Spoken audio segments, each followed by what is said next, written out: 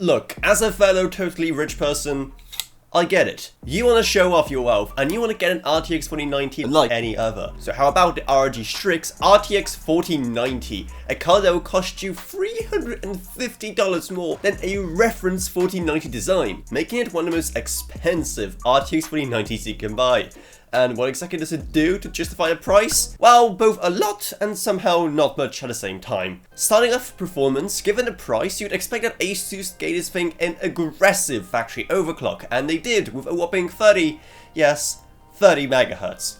That's right, you're paying $350 more for 30 more megahertz. Now naturally you can manually overclock this card, but if you're too lazy to even press the Auto OC button on any overclocking software, then you can go for the OC edition of this graphics card, which will give you an additional 90 megahertz on top of that. All of that and nothing more for just $60 more. But hey, if you're rich enough to already buy the Strix, you're probably also rich enough to get the OC edition. Now thankfully you should have a lot of luck actually overclocking this card yourself, because there's a lot of cooling potential.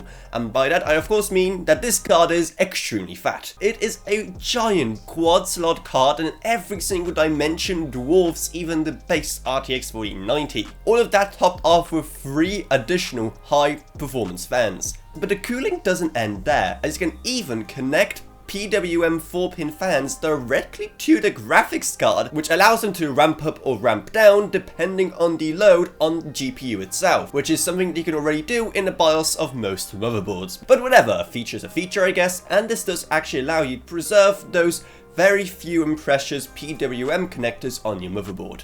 But speaking of connectors, let's talk about the thing that a lot of these graphics cards always get wrong: the video outputs. And I'm happy to say that ASUS isn't going to get a strongly worded letter from me this time, because they remembered the golden rule of having at least 2 HDMI ports on this graphics card, something that so many RTX 4090s this generation are forgetting about for some reason. Add to that 3 more DisplayPort and you're off to the races. But there's of course one more thing we definitely have to address with this graphics card: the looks. Now with every generation, ASUS are definitely trying to innovate on how the flagship cards should look, and this time, well, it's probably the most controversial look yet. Which basically just means that depending on who you ask, they'll say it either looks glorious or like it was designed by a 5-year-old. While the card itself looks pretty good, the strong use of both red and blue accents might not fit into everyone's build.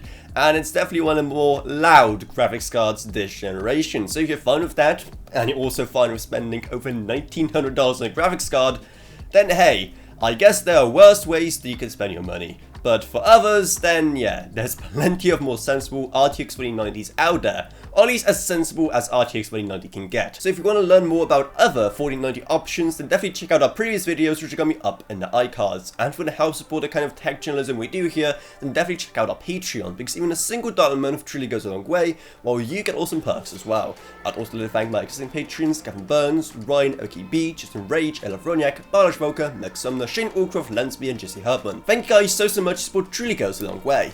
Down here you can find our merch store, our Discord server, and our social links as well. But anyway, that's what it's, so I have to get back to counting my money. So if you enjoyed this video, make sure to subscribe, like, whatever, and I'll see you all in whatever I make next. Goodbye everyone. Goodbye.